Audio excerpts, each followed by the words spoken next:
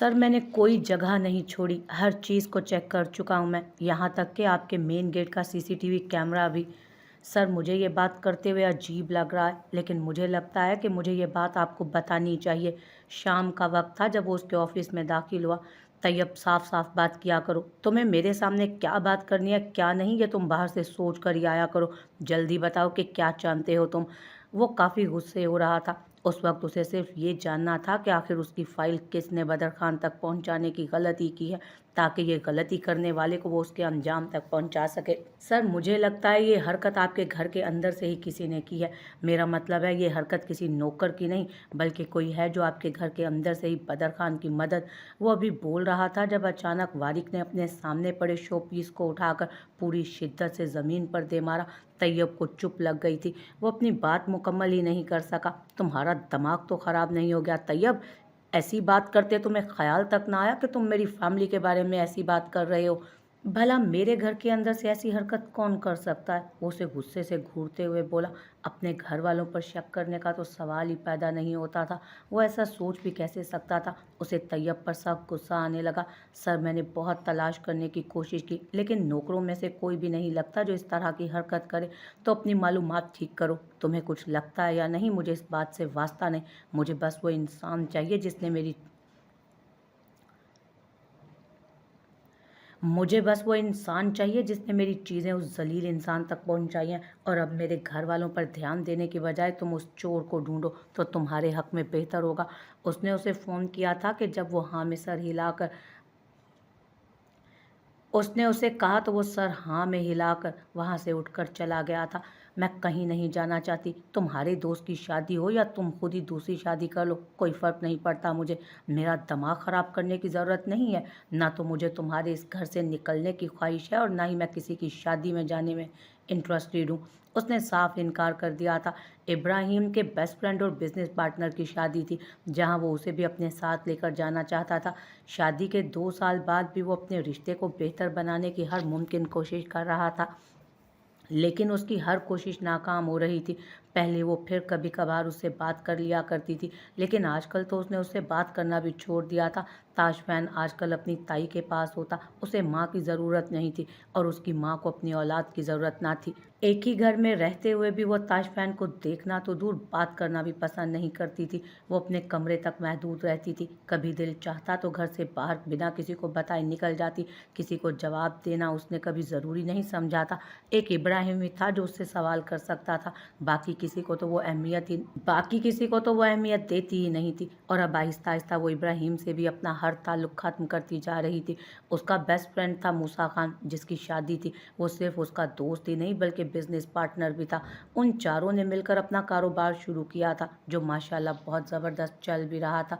जिस तरह से इब्राहिम और इब्राहिम दोनों भाई थे, बिल्कुल इसी तरह मूसा खान और बदर खान भी दोनों भाई थे, जो उनके बिजनेस पार्टनर थे। मूसा खान ने बहुत खुशी से उसे इनवाइट किया था और साथ भाभी को भी लाने के लिए कहा था, लेकिन वो ज़िद छोड़ने को तैयार ही ना थी। इब्राहिम कितनी दफ़ा अपने वालिदैन के सामने कह चुका था कि अगर यही सब कुछ चलता रहा तो वो जल्द ही इस रिश्ते से छुटकारा हासिल कर लेगा, लेकिन इस बात पर उसके वालिदैन दहल जाते थे। वो अपना घर तोड़ने की बात करता था। अब तो उसका प्यारा सा बच्चा भी था, लेकिन जाइना को ये बात शायद वो खुद ही अपना घर नहीं बसाना चाहती थी। रोज़ ने उसे अपने ऑफिस में बुलाया तो उसे यही लगा वो शायद उसकी शादी के बारे में जान गई है, और उसने अंदाज़ा लगाया था वो मायरा हरगिज़ नहीं थी। मायरा उसे इस तरह की धमकियां कभी नहीं दे सकती थी, और ना ही वो ऐसा कुछ सोच सकती थी। ये कोई और था जो उसे ब्लैकमेल करने की कोशिश कर रहा था। उसने साफ अल्फाज में कह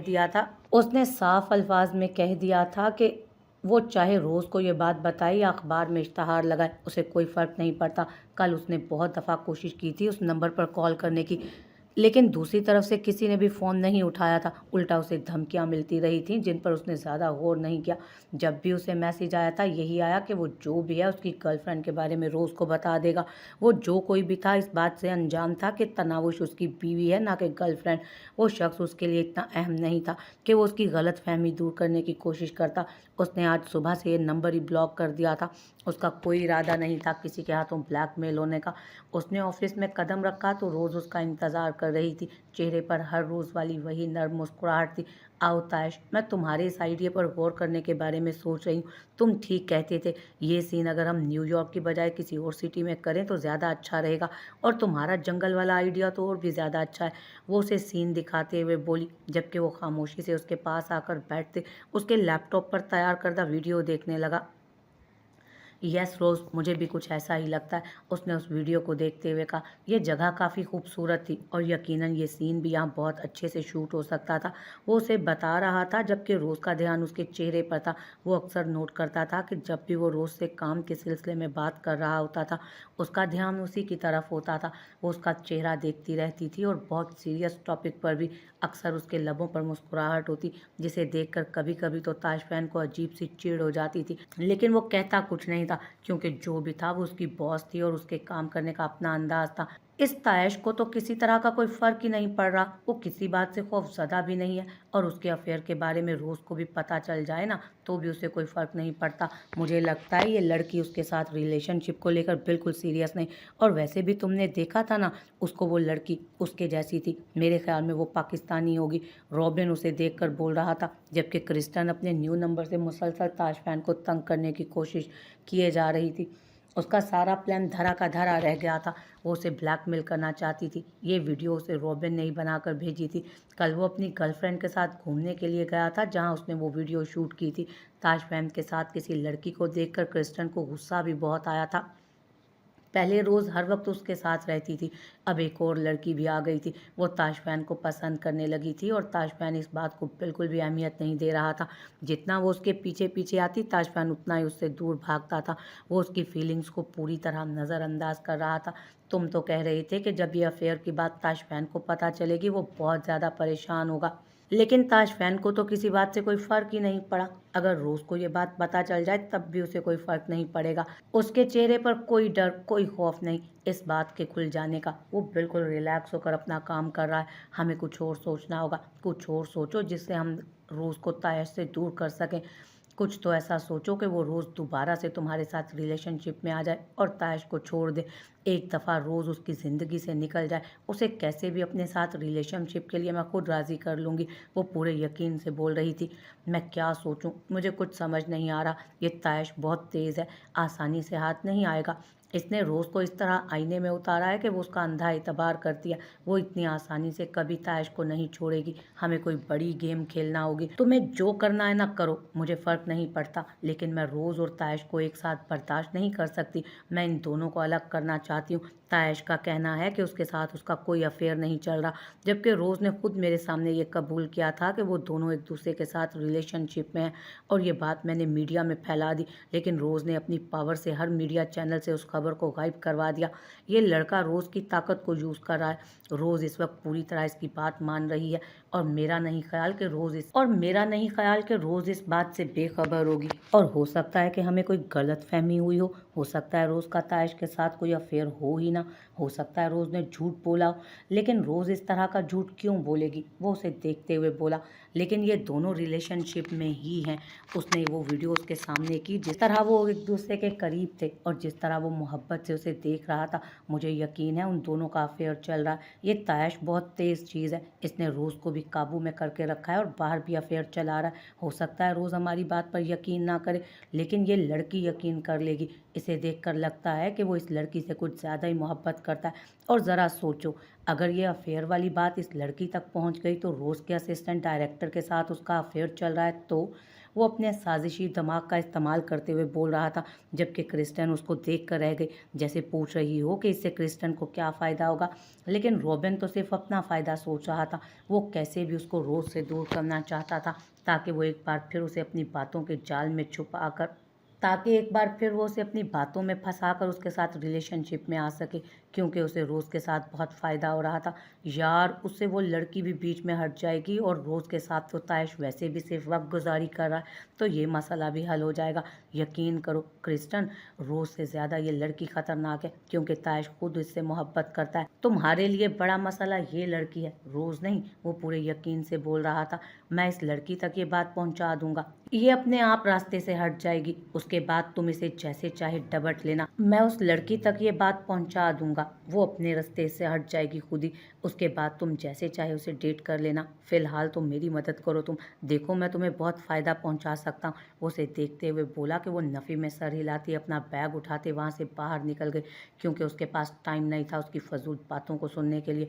वो घर वापस आया तब भी बहुत गुस्से में था, आज उसकी मीटिंग बहुत बुरी हुई थी, बल्कि मीटिंग हुई ही कहाँ थी, उसने मीटिंग का मौका ही कब दिया था, उसने तो सब क्लाइंट्स को ऑफिस से निकलवा दिया था। ये कोई नई बात ना थी, बदर खान को देखकर उसका गुस्से से बुरा हाल हो ही जाया करता था। उसे बदर खान से इतनी नफरत थी कि उसका बस चलता तो उसे जान से मार देता। आ गए आप घर वापस, मैंने आपके लिए कुछ बनाया है, वैसे मुझे रोटी वगैरह बनानी तो नहीं आती, लेकिन मैंने पास्ता बनाया, मुझे यकीन है कि आपको बहुत पसंद आएगा।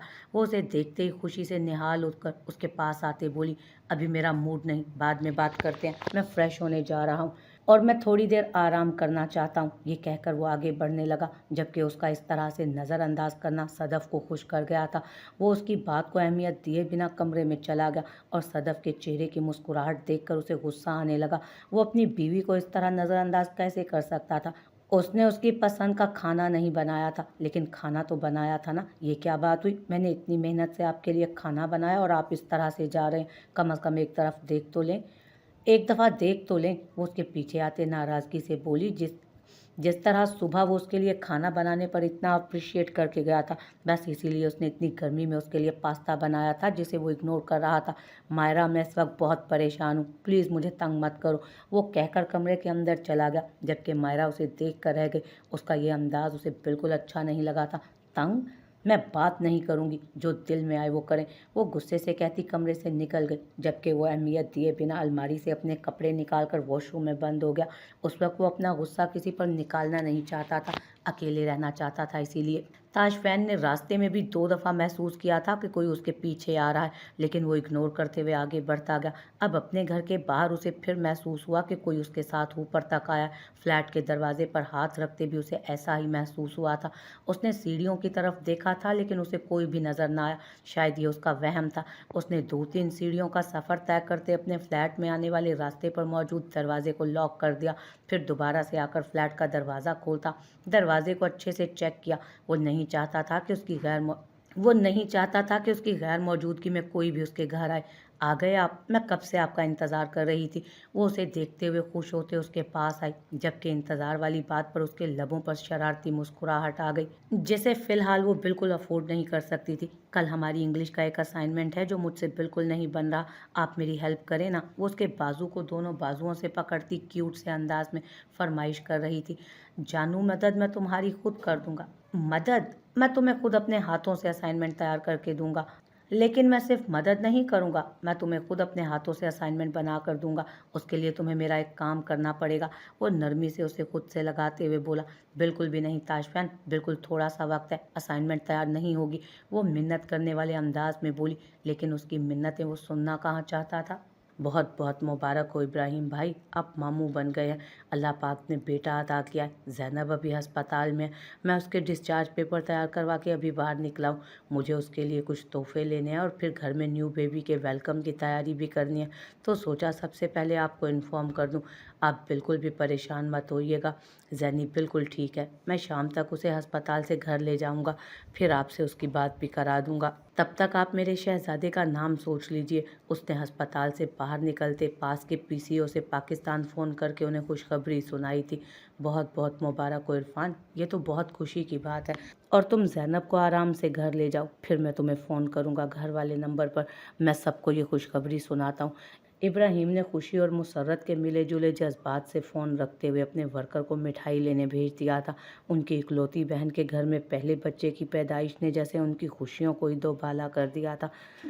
आज वारिक की सालगिरह भी थी। आज वो पूरे 5 साल का होने वाला था, जिसके लिए वो बहुत सारे गिफ्ट्स ले चुका था। आज घर में उसकी बर्थडे पार्टी थी और उसके साथ एक और इतनी प्यारी खुशखबरी आ गई थी। वो जल्दी से उठते इब्राहिम के ऑफिस जाने की तैयारी करने लगा ताकि उन्हें भी खुशखबरी सुना सके। घर के अंदर कौन ऐसा काम कर सकता था? उसके घर में कौन था उसका दुश्मन जो उसे नुकसान पहुंचाता? वो सोच सोच कर परेशान हो रहा था। आखिर कौन हो सकता था जो घर के अंदर ऐसी हरकत करता? बाबा जान तो खुद बदर से नफरत करते थे। अम्मा का इन चीज़ों से कोई वास्ता तक ना था। समीर और अहमद बच्चे थे, वो शक की नज़र में नहीं आ सकते थे। खाला बदर को जानती नहीं थी, सदफ अकेली घर से निकलती नहीं थी। फिर कौन हो सकता था? वो सोच रहा था जब मायरा कमरे में दाखिल हुई। उसने एक नज़र मायरा को देखा। एक लम्हे के लिए उसके दिमाग में आया कि अब तक इस घर में सबसे एंड पर आने वाली मायरा ही थी, जो उस घर के बारे में कुछ भी ठीक से नहीं जानती थी। तो क्या वो ऐसी हरकत कर सकती थी? वो उसे देखते हुए सोच रहा था, जबकि मायरा एक नज़र उसे देखती बेड पर आ बैठी। उसका मूड सा खराब था।